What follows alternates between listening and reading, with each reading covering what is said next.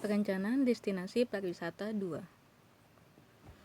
Di sini saya mengambil Pantai Pudak sebagai perencanaan destinasi saya untuk tugas dan UTS, yaitu terletak di Ngadipuro, Wonotiro, Blitar, Jawa Timur. Menurut Vandeli et al. Tahun 2000, ekowisata adalah kegiatan wisata yang memanfaatkan jasa lingkungan, baik alam, keindahan dan keunikannya, ataupun masyarakat, budaya, cara hidup, struktur sosial, dengan mengemukakan unsur-unsur konservasi, edukasi, dan pemberdayaan masyarakat setempat. Di sini ada gambaran Pantai Pudak, sumber gambar dari Google Maps.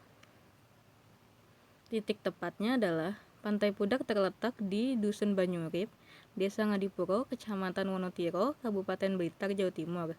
Berada di sekitar 23 km dari kota Blitar. Rutenya, yang pertama ada Blitar, Lodoyo, Nggeni, Banyurip, lalu Pantai Pudak. Rute yang kedua ada Blitar, Kademangan, Tambakrejo, Beringin Serang, Pasar Nggeni, Dusun Banyurip, Pantai Pudak. Potensi ekowisata yang bisa diambil di sini adalah 1. Menjadikan penduduk setempat sebagai pelaku pariwisata. 2. Menjadi tempat wisata belajar tentang alam untuk anak-anak di Blitar. 3. Menjadi tempat konservasi penyu. 4. Menjadi tempat berselancar. SWOT, Strange. Pantai masih belum terjamah. Air laut jernih. Sering ditemui telur penyu di sekitaran pantai. Pasir putih. Terdapatnya pepohonan yang rindang. Belum banyak wisatawan yang mengetahui tempat ini. Lalu terdapatnya tebing karang besar yang dapat menjadi ciri khas. Weakness. Ombak terbilang tinggi dan menggebu-gebu. Kurangnya akses menuju pantai. Tidak terdapatnya papan penunjuk jalan. Tidak ada fasilitas toilet. Lalu tidak ada warung atau tempat berteduh. Opportunity. Menjadi tempat wisata terbaru, dapat menarik banyak pengunjung. Ekowisata di Blitar masih sedikit. Menjadi nafas baru bagi pantai selatan di Blitar. Dapat menjadi tempat konservasi penyu. Menjadi perhatian penuh pemerintah untuk meningkatkan ekonomi masyarakat sekitar Blitar. Lalu meningkatkan pemasukan daerah Blitar. Threat. Terdapatnya beberapa pantai lain di sekitar Pantai Pudak. Kondisi cuaca tidak menentu. Pemerintah daerah kurang tanggap akan potensi pantai. Terjadinya overtourism saat wisata ini booming. Lalu target pasarnya itu ada 1. Generasi milenial, wisatawan dalam negeri, pecinta alam, lalu pecinta olahraga surfing. Strategi perencanaan yang saya ambil di sini adalah community based ecotourism, atau disingkatnya sebagai CBT. CBT adalah sebuah konsep pendekatan dan pengembangan komunitas yang menguatkan kemampuan komunitas masyarakat di pedesaan dalam rangka mengatur potensi sumber daya manusia sekitar. Dampaknya pengelolaan melibatkan masyarakat untuk menciptakan kesempatan kerja bagi masyarakat setempat yang dimana penghasilannya diperoleh dari jasa-jasa wisata seperti transportasi, akomodasi, menjual souvenir, serta pemandu wisata. Tahap program perencanaan yaitu tahap 1, perencanaan dan pembentukan kelompok. Pembentukan berdasarkan kelompok usaha yang ingin dibuat.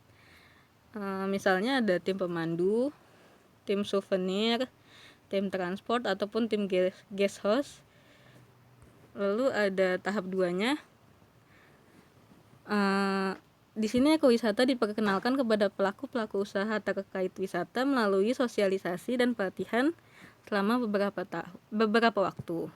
Tahap ini diupayakan adanya peran pemerintah daerah untuk keberlanjutan perencanaan daerah ekowisata berbasis masyarakat. Lalu di tahap 3 ada penguatan kapasitas anggota tim. Tim yang tadinya dibentuk diberikan berbagai pelatihan untuk meningkatkan kapasitas terkait kegiatan ekowisata untuk anggota kelompok yang diberikan. Lalu di tahap keempat ada pengembangan kemandirian organisasi. Pada tahap ini, Kemandirian organisasi dikembangkan dan diperkuat melalui serangkaian pelatihan organisasi, sosialisasi kelompok kepada pemerintah dan kepada kelompok masyarakat lain, mempromosikan kelompok pada pasar, serta meningkatkan peran organisasi dalam pengelolaan objek wisata.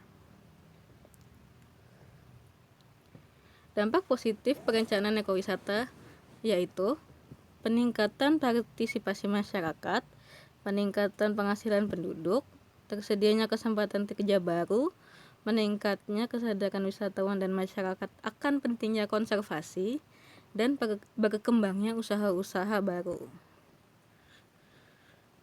Lalu dampak negatif dari perencanaan ekowisata ini ada ketergantungan tingkat kesuksesan berada di pemahaman masyarakat, terjadinya mass tourism, ketergantungan terhadap tempat wisata pantai Pudak. Lalu di sini ada timeline pengerjaannya. Di bulan pertama kita akan membuat perencanaan, pembuatan proposal, presentasi, revisi, dan lain-lain. Di bulan kedua kita akan survei lokasi dan pemberitahuan kepada masyarakat. Di bulan ketiga pembagian tim masyarakat dan pelatihan tahap 1. Di bulan keempat akan ada pelatihan tahap 2, 3, dan implementasi tahap 4 serta promosi Pantai Pudak. Kesimpulan.